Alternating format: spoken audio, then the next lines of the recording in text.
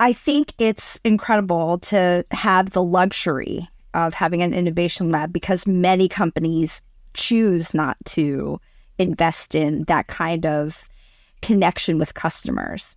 So I would love to hear more about how you start, right? Because when you've got blue sky, sometimes it can be hard to figure out where to focus. Yeah, definitely having all that free reign can be overwhelming. So when we're exploring a new field, we often start with a totally open subject area. So just to give some examples, it might be parent-child money sharing, or it might be accounts receivable.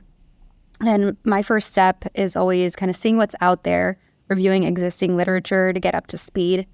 And then we'll often move into qualitative research, typically interviews or in-context observations.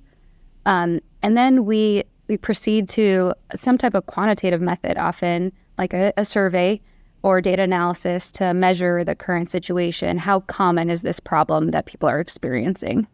And I often find that as we dive deeper and come up with a potential solution, that on the research front, alternating qualitative and then quantitative is really useful. And so that is when we're starting with a problem area. Sometimes we do start with an emerging technology.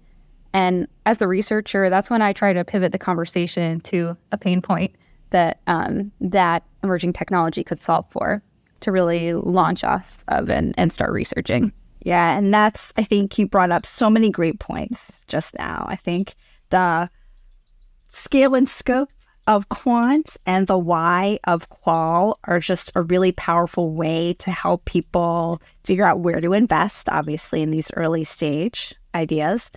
And then I think just the not saying technology is, the hammer, right? It's really thinking, what should we be doing versus saying, how can we use this technology? Because I think how can we use that technology first is a great way to get off course.